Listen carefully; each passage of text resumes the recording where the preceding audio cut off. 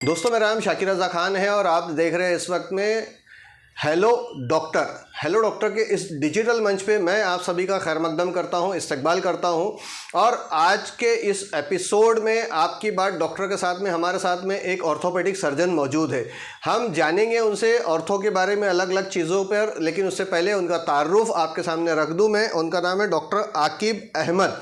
Doctor Aqib Ahmad जो है वो MBBS इन्होंने किया है और साथ में उसके बाद में उन्होंने MS ऑर्थो किया है, मतलब कि सर्जन हैं, ऑर्थोपेडिक सर्जन हैं। कुछ फेलोशिप्स वगैरह की है उन्होंने।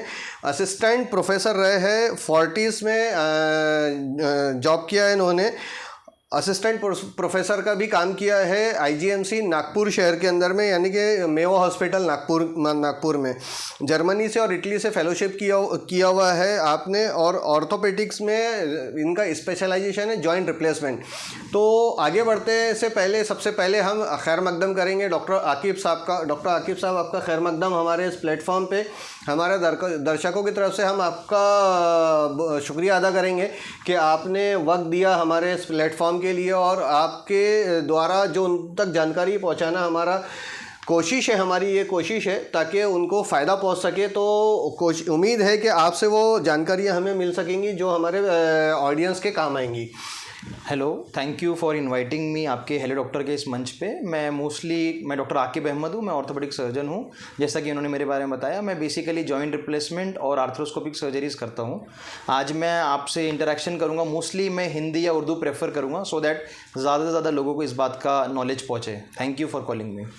डॉक्टर साहब, आप कहाँ कहाँ अटैच्ड है, यहाँ से हम शुरुआत करेंगे ताकि हमारे लोगों को पता चल सके कि आपके द्वारा अगर उन्हें कोई सेवाएँ लेनी है तो कहाँ कहाँ से प्राप्त की जा सकती है। बेसिकली मेरा MBBS मेयो हॉस्पिटल का ही है, बाद में मैंने MS ऑर्थो किया, फिर मैं दिल्ली में फोर्टिस हॉस्पिटल में नी रिप्लेसमेंट सर्जन था। उसके बाद में मैं मेयो हॉस्पिटल में असिस्टेंट प्रोफेसर भी किया। फ़िलहाल मेरा सदर में अचरज टावर छावनी में क्लिनिक है फिक्सिट के नाम से, और उसके अलावा ताजाबाद में भी मैं बैठता हूँ, और एलेक्सिस हॉस्पिटल, किंग्सवे हॉस्पिटल में मैं विजिटिंग कंसल्टेंट हूँ।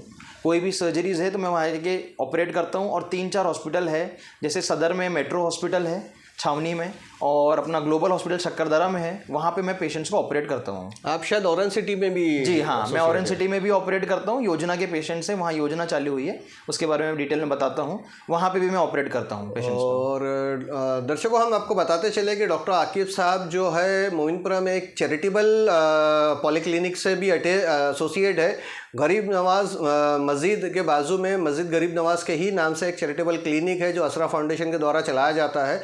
वहाँ पर भी आप एसोसिएट है, तो वहाँ आपका क्या टाइमिंग है सर? वहाँ मेरा ऑल्टरनेट डे टाइमिंग है, रात के 10 से 11:30 बजे तक। एक चैरिटेबल हॉस्पिटल है, खिदमत सेवा भाव के हिसाब से है वो। रात के 10 से 11:30 बजे डेली ऑल्टरनेट डे में बैठता हूँ, मंडे, वेडनेसडे और फ्राइडे। यानी कि आप में से अगर कोई लोग ये फाइनेंशियल कैपेसिटी नहीं रखते हैं कि वो बड़े हॉस्पिटल में जाए, तो यहाँ पर भी आप डॉक्टर साहब से मुलाकात कर सकते हैं रात में जाकर के। कंसल्टिंग आवर्स में उनके आप उनसे दिखा के जो भी आपकी बीमारी है उस संबंध में आप बातचीत कर सकते हैं। तो वैसे ऑर्थोपेडिक्स में एक बहुत बड़ी ब्रांच है, बहुत कुछ है उसके अंदर में। जैसा कि हमारा एक फॉर्मेट है कि हम एक किसी भी बीमारी के ऊपर में सिम्टम से बात शुरू करते हैं, इन्वेस्टिगेशन पे बात ले जाते हैं, फिर ट्रीटमेंट पे हमारा डिस्कशन होता है और जाके क्लोज होती है हमारी बात उसके बाद में ट्रीटमेंट के बाद पोस्ट ट्रीटमेंट के प्रिकॉशंस पे। ये फॉर्मेट हमने इसलिए ऐसा रखा है ताकि किसी भी एक साधारण व्यक्ति को अपने आप के अंदर जिस्म में चल रही जो भी बीमारी है उसको समझने, जानने और उसके द्वारा ही आगे बढ़ने और ट्रीटमेंट कराने का मौका मिल सके, समझ में आ सके, और वो GP लेवल पे अपना टाइम वेस्ट ना करके डायरेक्टली कंसल्टेंट लेवल पे जाए और कंसल्टेंट के पास जाकर के कम टाइम में बीमारी को बढ़ने से पहले ही अपने आप को बचा सके। ये हमारा मकसद है। तो हेलो डॉक्टर के इस मंच का जो शो है आपकी बात डॉक्टर के साथ, इसीलिए हमने इसका नाम ये रखा क्योंकि हम बात आप ही के तरफ से करते हैं, आप ही के सवालों को लेकर चलते हैं। तो डॉक्टर साहब, वैसे ऑर्थो में बहुत सारी ब्रांचेस है जी। आज हम आपसे जो सवाल करना चाहेंगे तो वो ये है कि आज के वक्त में बहुत ज़्यादा जिसके देखो उसके जॉइंट में पेन बहुत होता है, जॉइंट पेन की बहुत शिकायतें हैं लोगों को। तो पहले तो ये एक एज, सर्टेन एज के बाद आया करती थी, अब तो ऐसा है कि हर एक एज ग्रुप में जॉइंट पेन दिखाई दे रहा है। तो क्या वजह है जॉइंट पेन होने की और जॉइंट पेन होता क्या है? जी, तो देखिए बेसिकली मैं आपको बताऊँ, जॉइंट पेन बोले तो जो भी हमारे बॉडी के जहाँ पे भी बोन्स, दो बोन मिलते हैं जैसे कि फॉर एग्जांपल नी होता है, हमारा नी जॉइंट है, एंकल जॉइंट है, जहाँ पे हम पैर का तलवे जिसको बोलते हैं, पायचा जिसको हम कहते हैं, वो है, नी है। शोल्डर कंधे की जॉइंट है, एल्बो की जॉइंट है। ये सारे जॉइंट्स जो है जहाँ पे 2-3 हड्डियाँ आपस में मिल के एक मूवमेंट जहाँ करते हैं उसको जॉइंट कहते हैं बेसिकली। अब जॉइंट के केस में ऐसा होता है कि पहले, बिल्कुल सही कहा इन्होंने, पहले के केस में ऐसा होता था कि हमारा जो खान पान था वो काफ़ी अच्छा था, नेचुरल था, तो जॉइंट पेन जो है वो एज रिलेटेड ही होता था, 60 साल 70 साल 50 साल के बाद ही शुरू होता था। बट आजकल के केस में जो वैसा बताया भाईजान ने बिल्कुल वैसे ही है, 30-40 साल 25 साल 30 साल से ही जॉइंट पेन शुरू हो जाता है। तो बेसिकली जॉइंट पेन होने की वजह ये है कि जॉइंट जो है वो धीरे धीरे ख़राब होना शुरू हो जाता है हमारा। अब ख़राब होने के अपने रीजंस हैं कि क्या होता है, एक साइनोवियल फ्लूइड, मतलब शॉर्ट टर्म में या साधारण भाषा में कब अपने जहाँ पे भी जॉइंट होते हैं वहाँ अल्लाह ताला ने, भगवान ने हमें पानी दिया है जो लिक्विड है। वो लिक्विड जैसा हमारे बाल, काले बाल सफ़ेद होते हैं, वो उम्र के हिसाब से होना ही है, वैसे ही वो जो पानी है वो धीरे धीरे ख़त्म होता है। अब ख़त्म होने की वजह से, उम्र की वजह से धीरे धीरे हड्डी का जो पानी है वो ख़त्म होने की वजह से हड्डियाँ आपस में घसना शुरू हो जाती है, और घसने की वजह से जॉइंट जो है वो ख़राब होना शुरू हो जाता है, इसीलिए जॉइंट पेन शुरू होता है। जैसा कि आकिब भाई आपने बताया कि हड्डियां घसती है, लेकिन अभी कुछ केसेस हमारे नज़र में ऐसे भी आए हैं। यंग 29 साल के एक लड़के का केस स्टडी हमने देखा है कि उसके दोनों जो हिप्स है वो ऑटोमेटिकली हड्डियां गल गई थी उसकी, जबकि हिस्ट्री में उसका कोई लीकर नहीं है, कोई ड्रग्स नहीं है, कोई जिम नहीं है, कोई जिम के यूज़ करने वाले जो बच्चे हैं प्रोटीन यूज़ करते हैं वो नहीं है। तो इसकी क्या वजह हो सकती है? देखिए, बहुत अच्छा सवाल किया। अभी ये सबसे लेटेस्ट और ट्रेंड में है। रीज़न ये है कि एक बीमारी होती है, जैसे नी की जॉइंट का जो होता था हम उसको कहते हैं नी जॉइंट ख़राब हो गया, वैसे ही हिप का जो है वो यंग लोगों में बहुत होता है, उसको एवीएन कहते हैं, एवेस्कुलर नेक्रोसिस। इसमें क्या होता है कि जो कमर के हमारे हिप के बॉल होते हैं उसकी जो आर्टरी है जो खून सप्लाई करती है, मतलब साधारण भाषा में कमर के बॉल का खून सप्लाई होना बंद हो जाता है। तो जब खून का सप्लाई नहीं होगा तो उसकी मौत हो जाती है, तो एक तरह से वो जॉइंट ख़राब हो जाता है। अब इसमें ऐसा है कि 20-20, 30-30 साल के, 40 साल के, 50 साल के लोगों को भी ये हो रहा है।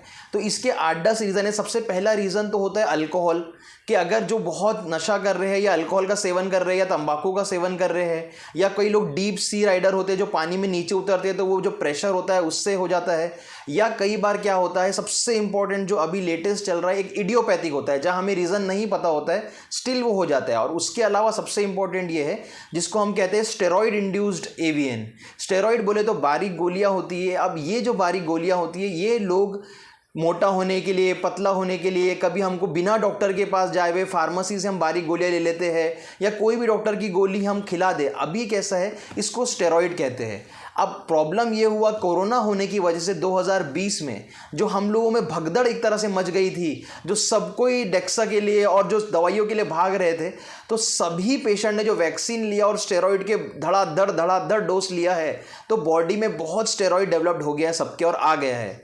इसका साइड इफेक्ट तुरंत पता नहीं चलता, 5 साल 10 साल, अल्लाह ना करे, भगवान ना करे ऐसा हो, बट हमें जो पिक्चर दिख रही है या लग रहा है कि अगले 5-10 साल में काफ़ी पेशेंट्स आने वाले हैं जिनका हिप का एवीएन होने वाला है, जो ना लिक्वर पीते होंगे ना कुछ करते होंगे, बट कोरोना में ऐसे ऐसे जो हमने इंजेक्शंस लिया है और जो दवाइयाँ लिया है उसका कहीं ना कहीं साइड इफेक्ट है ये कि हिप बॉल का ख़राब हो जाना। इसमें दोनों भी हो सकते हैं, एक भी हो सकते हैं। ये हिप जॉइंट ख़राब हो जाती है, इसको एवीएन कहते हैं, एवेस्कुलर नेक्रोसिस। साकिब भाई आपने बताया कि जैसा कि सॉरी माफ़ी चाहूँगा आकिब भाई जी, आप सबसे भी दर्शकों माफ़ी चाहूँगा, साकिब कह दिया मैंने आपको, कोई बात नहीं। आकिब भाई जैसा आपने कहा बारीक गोलियाँ, तो थोड़ा सा यहाँ एक कन्फ्यूज़न क्रिएट होता है। बारीक गोलियाँ बोले तो होम्योपैथी की गोलियाँ या एलोपैथ की गोलियाँ, क्योंकि बारीक गोली की एक निशानदेही है, बारीक गोली यानी होम्योपैथी की गोली। देखिए कैसा है कि मैं सभी फील्ड अपनी अपनी जगह सही है। होम्योपैथिक की कुछ चीज़ें अच्छी है, आयुर्वेदिक का कुछ अच्छा है, एलोपैथिक का अच्छा है, पर अगर डॉक्टर के विदाउट प्रिस्क्रिप्शन में, या अगर डॉक्टर ही, कैसा है, स्टेरॉइड को एक तरह से रामबाण माना गया है। वो एक ऐसी गोली है जिससे आदमी को 2 दिन में तुरंत ठीक होता है, बट बाद में उसके साइड इफेक्ट बहुत होते हैं। आपको स्टेरॉइड से आपके लोग मसल्स बना लेते हैं, बॉडी बना लेते हैं, तो बारीक गोलियों में यूजुअली स्टेरॉइड होता है। अब वो ज़्यादा देर खाने पे, या स्किन के इंसान को पिंपल्स है, जवानी में टीनेजर में ये होता है, पिंपल्स बहुत होते हैं, हार्मोनल इम्बैलेंस होता है, तो इंसान जाके गोलियां ले ही लेता है कि डॉक्टर साहब मुझे पिंपल, खासतौर पर टीनेजर गर्ल्स में ये आजकल पाया जा रहा है कि वो डर्मेटोलॉजिस्ट के पास या स्किन वालों के पास या होम्योपैथिक या एलोपैथिक।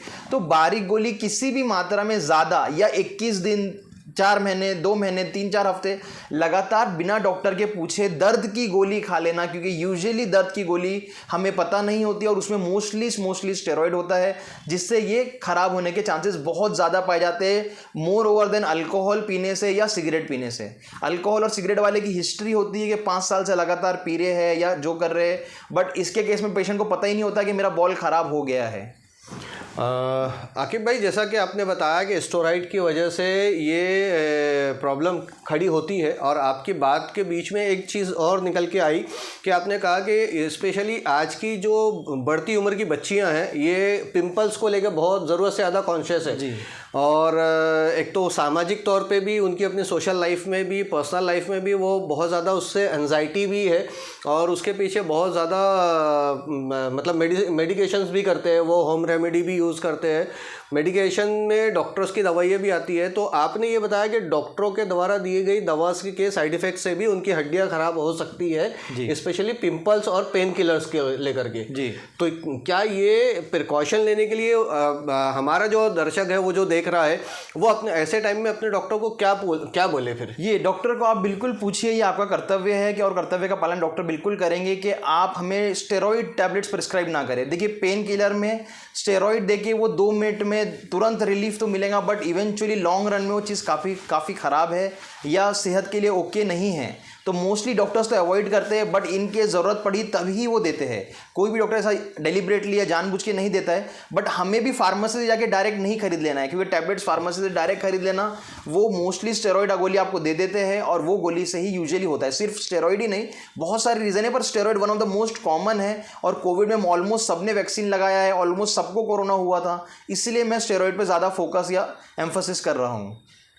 अभी ये मान लिया जाए कि अनचाहे सही अनजाने में हमने सबने वैक्सीन ले लिया है, अब हमारे प्रधानमंत्री ने कहा लगा लो, हमने भरोसा किया लगा लिया, या डॉक्टर ने कहा ये मेडिसिन ले लो आपको जल्दी आराम होगा, हमने वो मेडिसिन खरीद दी और खा ली। स्टेरॉइड का हमें पहचान तो है नहीं, लेकिन ऐसे में हम प्रिकॉशन क्या लें? प्रिकॉशन ये या फिर इसका कंपनसेशन कैसे किया जाए? देखिए, स्टेरॉइड का कंपनसेशन तो कुछ नहीं, वो एक बार बॉडी में चला गया तो वो तो अपना इफेक्ट करेंगे ही। कोई भी टैबलेट को या कोई भी बीमारी को उस स्पेशलाइज्ड डॉक्टर से आप मिलके करवा सकते हैं, और 3 दिन 5 दिन या मैक्सिमम 7 दिन गोली ना ले। पेन किलर्स कभी भी आप 5 से 7 दिन लगातार ना खाएं। अगर आपका 3 दिन 5 दिन में ठीक नहीं हो रहा है तो आपको डॉक्टर को कंसल्ट करने की बहुत ज़्यादा आवश्यकता है। तो यही उसकी रेमेडी है, या वो है कि बिना डॉक्टर के प्रिस्क्रिप्शन के, बिना डॉक्टर से कंसल्ट करें आप कोई भी पेन किलर को, अगर आपको उसकी नॉलेज ना हो कि वो कौन सा पेन किलर है, तो आप वो दवाई का सेवन ना करें। दर्शकों, आप लोग इस वक्त देख रहे हैं हेलो डॉक्टर का डिजिटल मंच, और हमारे शो का नाम है आपकी बात डॉक्टर के साथ। जैसा कि आप इस वक्त स्क्रीन पे हमारे साथ देख रहे हैं डॉक्टर आकिब साहब को। डॉक्टर आकिब साहब एक ऑर्थो सर्जन है और इनका स्पेशलाइजेशन है जॉइंट रिप्लेसमेंट। स्क्रीन पर आपको डॉक्टर आकिब साहब के क्लिनिक का एड्रेस, उनका नंबर और बाकी मालूमात दिखाई दे रही है, जो कि पूरे वीडियो में आपको दिखते रहेंगी।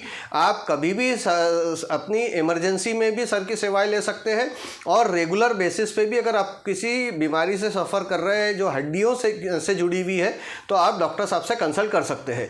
आगे बढ़ते हैं आप ही के सवाल को लेकर के कि जॉइंट रिप्लेसमेंट पे आज का हमारा शो है, और जॉइंट रिप्लेसमेंट पे हम बात कर रहे हैं। जॉइंट रिप्लेसमेंट के साथ साथ में हम बात कर रहे हैं कि जॉइंट में पेन क्यों होता है, जॉइंट के पेन के सिम्टम्स पे हमारी बात हो रही है, और जॉइंट रिप्लेसमेंट की तरफ आगे बढ़ेंगे। उससे पहले कुछ और सवाल हम सर से ये जानते हैं कि जॉइंट डॉक्टर आकिब साहब, जैसा कि आज का टॉपिक है कि जोड़ों में दर्द क्यों होता है, या जोड़ों में ज़्यादातर है तो परेशानी को लेकर के हड्डियों में इंजेक्शन भी बहुत सारे डॉक्टर्स लगवा देते हैं, तो क्या वो भी स्टेरॉइड के इंजेक्शन होते हैं? हाँ जी, मोस्टली कैसा है, ये आपको बात याद रखना है, जैसे बॉडी घर का पिल्लर पे ही घर खड़ा होता है, वैसे ही बॉडी के दोनों पिल्लर अपने घुटने हैं। तो यूजुअली आप देखा जाएगा कि इंडियन डाइट में या जिस इंडियन स्टेट में हम रह रहे हैं, बेसिकली हमारा खान पान खराब है, और ओबेसिटी, मोटापा का भी एक बहुत बड़ा रीज़न है, कारण है जिससे हमारे जॉइंट्स खराब होती है। क्योंकि क्या है, आपकी बॉडी का वेट संभालने की क्षमता अगर समझ लीजिए 30 किलो है, पर आपका वेट बढ़ गया है, आप 50-60 किलो कर रहे हैं, तो आप उससे डबल काम करा रहे हैं, उतना उसको खींचना है। तो यूजुअली जो है घुटने हमारे खराब होना स्टार्ट हो जाते हैं बनिस्बत 60 साल में वो पहले हो जाते हैं, इसीलिए जॉइंट पेन स्टार्ट होता है। अब जॉइंट पेन का जैसा ये पूछ रहे हैं कि जॉइंट पेन में स्टेरॉइड के इंजेक्शन होते हैं, तो बेसिकली स्टार्ट कैसे होता है कि हमारी कुछ कुछ पद्धति है जो वो बहुत रॉन्ग है। आपके लिए ये इंपॉर्टेंट है, ये जानना ज़रूरी है कि वेस्टर्न टॉयलेट का हमें यूज़ करना चाहिए पहली बात, क्योंकि इंडियन टॉयलेट में जो आप स्क्वैटिंग पोजीशन में बैठते हैं वो यूजुअली घुटने के लिए अच्छा नहीं है। तो पहली बात आपको ये है कि वेस्टर्न टॉयलेट का प्रयोग करना चाहिए। दूसरा ये है कि हम जो पाल्टी मार के या पैर मोड़ के या क्रॉस लेगेड जिसको कहते हैं इंग्लिश में, जो हम बैठते हैं वो भी सेहत के लिए अच्छा नहीं है, बट हमारी आदत हो जाती है, जिससे क्या होता है कि ये चीज़ और आगे बढ़ती है। मतलब अगर 5 साल में घुटने खराब होना है तो साल में 2 साल में खराब हो जाएंगे, क्योंकि हम उसको एग्रावेट कर रहे हैं, ऐसी चीज़ें कर रहे हैं जिससे वो बढ़ जाती है। तो बेसिकली जॉइंट पेन जो स्टार्ट होता है ये हमारे नी के पास में इस साइड में सबसे पहले इन्वॉल्व होता है। वो दोनों हड्डियां आपस में मिल जाती है, जहाँ का गैप जिसको बोलते हैं हम, वो गैप जो है वो खत्म हो जाता है। गैप खत्म होने की वजह से जॉइंट के अंदर में तकलीफ होना शुरू होती है। तो उसके लिए सबसे पहले ऑप्शन ये है कि हम दवाई गोली देते हैं। दवाई गोली और फिजियोथेरेपी सबसे इंपॉर्टेंट है, व्यायाम कसरत। 60% डॉक्टर और उसकी सर्जरी है, 40% फिजियोथेरेपी है। फिजियोथेरेपी में आपको ये ध्यान रखना है कि जैसे घुटने आपके अगर खराब हो रहे हैं तो हमें ये मसल को स्ट्रॉन्ग कर देना है, ये मसल को स्ट्रॉन्ग करना है व्यायाम करके, जो हम एक्सरसाइजेस बताते हैं जॉइंट पेन में, सो दैट पेशेंट का पूरा प्रेशर घुटने पर ना आए और उसके क्वाड्रिसेप्स मसल स्ट्रॉन्ग हो जाए। ये 4 मसल मिलके क्वाड्रिसेप्स बनते हैं, जो कटोरी को पकड़ते हैं उसको क्वाड्रिसेप्स कहते हैं। तो हम चाहते हैं उसकी ताकत बढ़ जाए, हम चाहते हैं कि नी और हिप की ताकत बढ़ जाए, सो दैट जॉइंट के ऊपर इतना पेन ना है। अब अगर पेशेंट को हम देख रहे हैं जिनकी एज कम है या एज बढ़ रही है, उसके बाद अगर जॉइंट पेन स्टार्ट हो गया है, दवाई गोली ऑलरेडी पेशेंट ने ट्राई कर चुका है, उससे भी अगर आराम नहीं मिलता है, तो ये एक प्रोसेस है कि सबसे पहले आप दवाई गोली दीजिए और फिजियोथेरेपी कराइए, फिजियोथेरेपी कंटिन्यू करिए। अब दवाई में पेन किलर आप पेशेंट को बार बार नहीं दे सकते, क्योंकि कहीं ना कहीं पेन किलर्स जो है वो किडनी पे इफेक्ट करते हैं या कहीं और इफेक्ट करते हैं। तो हम स्टेरॉइड ना भी दे दो, पेन किलर भी ज़्यादा प्रमोट नहीं किया जाता है। पेशेंट को हाई फाइबर डाइट, मोटापा कम करने की, डेली वॉकिंग करने का और नियमित एक्सरसाइज करना ये बहुत इंपॉर्टेंट है। जैसा हम लोग नमाज पढ़ते हैं या भजन करते हैं, तो वो जो हमने ज़िंदगी का दिनचर्या बना लिया है, डेली करते हैं, वैसे ये सेहत की नमाज है। एक है रूह की और एक है सेहत की। तो हमें इस पर भी ध्यान देना है कि हमको ये सारी एक्सरसाइज करना है अपने आप को फिट रखने के लिए, सो दैट हम एकदम मोटे जिम वाले नहीं बनना चाह रहे, पर हम बताना ये चाह रहे हैं कि आपको इंपॉर्टेंट है, बॉडी को ज़रूरी है, क्योंकि हमारा खान पान और रहन सहन दोनों आपस में मैच नहीं कर रहा है। इसलिए जॉइंट जो है वो जल्दी उम्र से पहले ही ख़राब हो रहे हैं। इस केस में अगर दवाई गोली या फिजियोथेरेपी से आराम नहीं होता है तो फिर हम घुटने में इंजेक्शन देते हैं। एंड हाँ, वो बात सही है, वो स्टेरॉइड के साथ मिलके एक और कॉम्बिनेशन होता है ताकत का, जिससे पेशेंट को 4 से 6 महीने एक तरह से रिलीफ मिल जाता है। अगर पेशेंट बहुत पेन में है जहाँ उसे दवाई गोली से ठीक नहीं हो रहा है, तो आपको अल्टीमेटली स्टेरॉइड घुटने में देना पड़ता है, जिससे उसको साल, 1.5 साल या 6 महीने आराम मिल जाता है। दोस्तों, उम्मीद है कि आपको सेशन समझ में आ रहा है, उम्मीद है कि आपको ये सारी बातें समझ में आ रही है।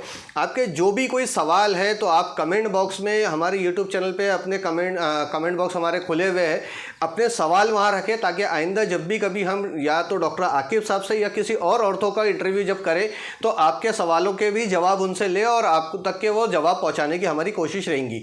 इसके लिए ज़रूरी है कि आप हमारे चैनल को सब्सक्राइब कर लीजिए, घंटी वाला बटन याद से दबा दीजिए, ताकि हर एक वीडियो आप तक पहुंच सके। जैसे ही हम कोई भी वीडियो अपलोड करें, जैसे ही किसी डॉक्टर का इंटरव्यू अपलोड करें, तो सीधे नोटिफिकेशन आपको देखने मिले और आप वो जानकारी से भी अवगत हो सके।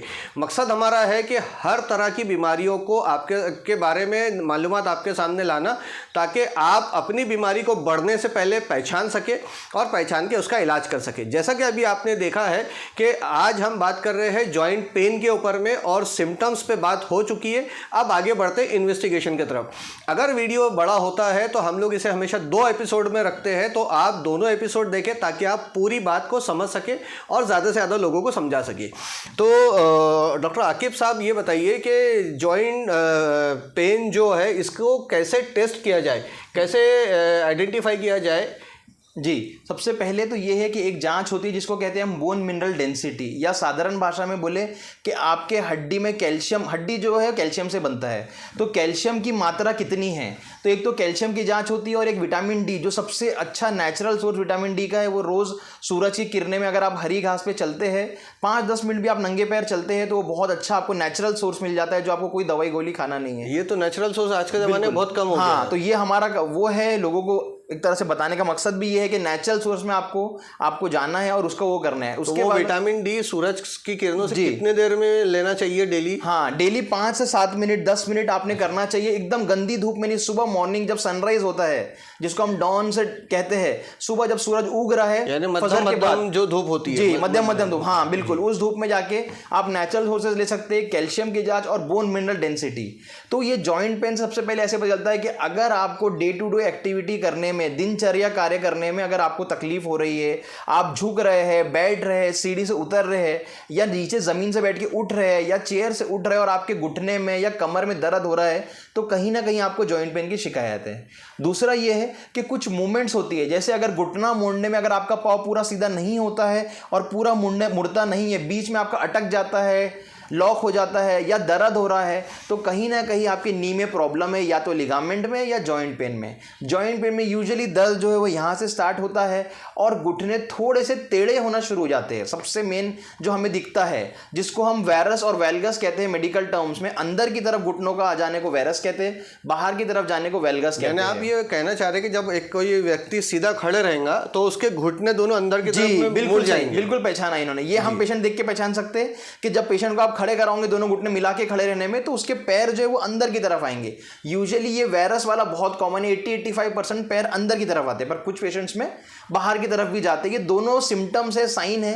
दूसरी बात ये है कि कट कट आवाज आना, घुटने का मोड़ना। जब भी पेशेंट आपको कंप्लेन करेगा, जैसे कोई लोग नमाज पढ़ते हैं तो वो कहेंगे कि सजदे या रुकू में हमको डॉक्टर साहब कड़कट आवाज आती है, या भजन कीर्तन कर रहे हैं, या आप झुक रहे और खड़े हो रहे, तो अगर आवाज आना या घुटने के पूरे मोड़ने और सीधे करने में अगर आपको तकलीफ हो रही है और आपको कोई ट्रॉमा की, गिरने की, पड़ने की या पैर ट्विस्ट होने की हिस्ट्री नहीं है, तो कहीं ना कहीं ये जॉइंट पेन है जिसका हमको इन्वेस्टिगेट करना पड़ता है।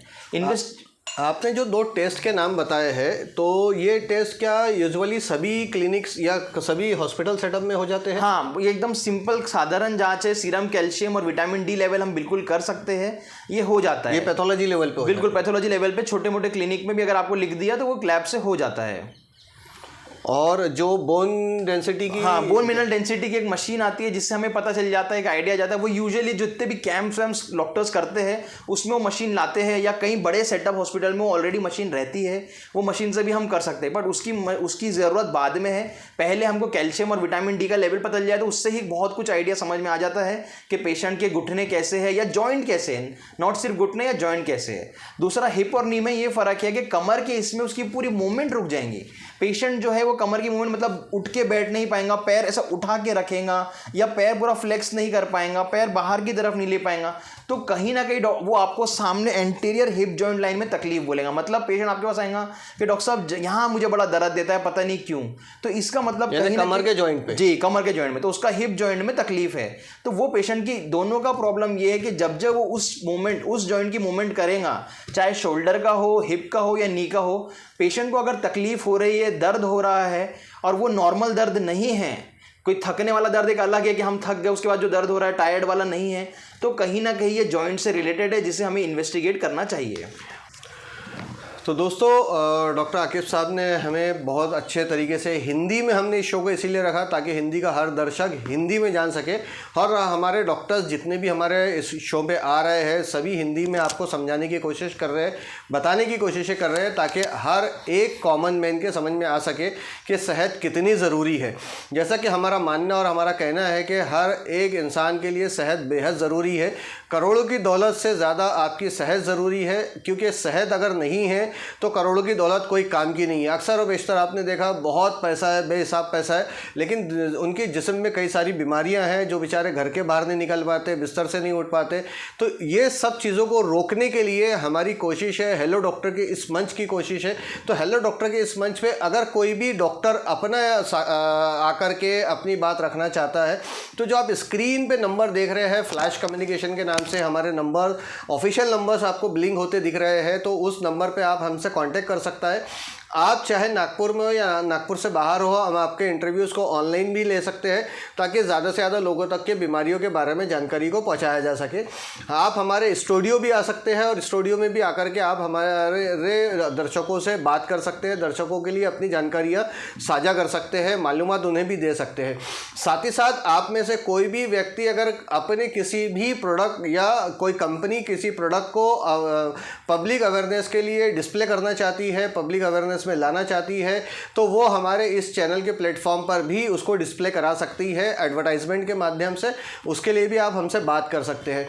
आपको हम ये बताते चले कि आज के वक्त में सबसे ज़्यादा ज़रूरी है कि आप अपने पास किसी न किसी कंपनी का कोई ना कोई मेडिकल इंश्योरेंस रखें, क्योंकि मेडिकल इंश्योरेंस आपके लिए बहुत सहायक होता है। जब भी कोई इमरजेंसी की सिचुएशन आती है तो सबसे ज़्यादा आपको फाइनेंशियल लॉसेस का डर सताता है, चूँकि आज के वक्त में महंगाई के दौर में हर किसी के पास इतना पैसा नहीं होता कि तुरंत वो अपनी सेविंग से वो फंड निकाले और अपना ट्रीटमेंट कर ले। तो लिहाजा फाइनेंशियल लॉसेस से बचने के लिए, फाइनेंशियल बैकअप को पूरा करने के लिए अपने पास आप मेडिकल इंश्योरेंस ज़रूर से ज़रूर रखें। हम लोग जो है पिछले 2003-04 से लगभग लगातार मेडिकल इंश्योरेंस बेच रहे हैं। इन्वेस्टमेंट्स के भी ऑप्शंस आपको दिए जाते हैं। तो लिहाजा medical insurance, doctor indemnity insurance और इससे इंडस्ट्री से जुड़े हुए किसी भी इंश्योरेंस को खरीदने के लिए भी आप हमसे कंसल्ट कर सकते हैं। तो डॉक्टर आकिब साहब, आपने वक्त निकाला, हमारे स्टूडियो तशरीफ़ लाए, उसके लिए आपका बहुत बहुत शुक्रिया। हमारे दर्शकों की तरफ से भी आपका शुक्रिया और आपसे उम्मीद है कि आइंदा जब कभी भी ज़रूरत पड़े तो हमें आप वक्त दीजिए, ताकि और लोगों तक के आपके नॉलेज को पहुंचाया जा सके और आपके नॉलेज से और लोगों को फ़ायदा हो सके। थैंक यू सो मच मुझे इनवाइट करने के लिए। मुझे काफ़ी अच्छा लगा। आप लोगों से जो भी आपके कमेंट्स है, रिव्यूज़ है, बिल्कुल बेशक दीजिए। मैं कोशिश करूंगा कि अगर मैं नेक्स्ट टाइम आ पाऊँ तो सारे, अगर इनकेस आपके कुछ डाउट्स होते हैं तो वो भी मैं क्लियर कर सकूँ मोस्टली और प्रिसाइज में आपको और समझा सकूँ। Thank you. और हमारे मंच से कोई भी पेशेंट अगर आपके पास आए तो हम उम्मीद करेंगे कि आप उन्हें बेस्ट ट्रीटमेंट लो कॉस्ट में कम से कम पैसे में करवा के दे सके। बिल्कुल डेफिनेटली। जो भी है हमारे पास में, मैंने आपको बताया, कैश, इंश्योरेंस, योजना, सब कुछ अवेलेबल है। मोस्टली सबके पास राशन कार्ड होता है, तो ऑलमोस्ट नीचे से ऊपर तक सबका फ्री में कहीं ना कहीं हो सकता है। पर इन्होंने एक मेडिकल इंश्योरेंस की बात काफ़ी अच्छी बोली है, तो मेरे हिसाब से यूजुअली वो करवाना चाहिए। इनकेस अगर आप नहीं करवा पाते हो, राशन कार्ड है, स्टेट के हो, तो आयुष्मान कार्ड या राशन कार्ड के थ्रू भी हम योजना में कोशिश कर सकते हैं आपको ऑपरेट करने की। Thank you. तो दोस्तों, चलिए फिर कभी आपके सामने हम एक नए डॉक्टर के साथ हाजिर होंगे, नए डॉक्टर के साथ नए बीमारी पे बात कर रहे होंगे।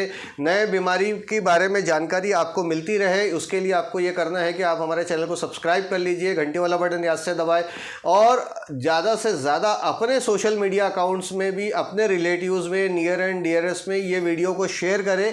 ख़ास तौर से अपने घर की लेडीज़ों को भी हमारे हर वीडियो दिखाते रहिए, ताकि इमरजेंसी की सिचुएशन में वो आपकी बीमारियों के बारे में हमारे चैनल के माध्यम से जानकारियाँ हासिल कर सके और हमारे प्लेटफॉर्म पे आने वाले डॉक्टरों की सेवाएं भी लेने के लिए उन्हें याद रह सके और वो आपको सजेस्ट कर सके कि इमरजेंसी में आपको कहाँ कहाँ जाना है, किधर जाना है और कैसे आपको आगे बढ़ना है।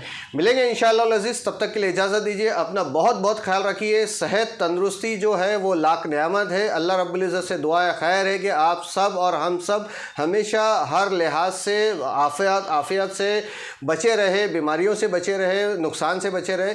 तब तक के लिए आपके और हमारे दिलों से हर एक के लिए दुआएं निकलती रहे। जज़ाकल्लाह खैर। अल्लाह हाफिज़।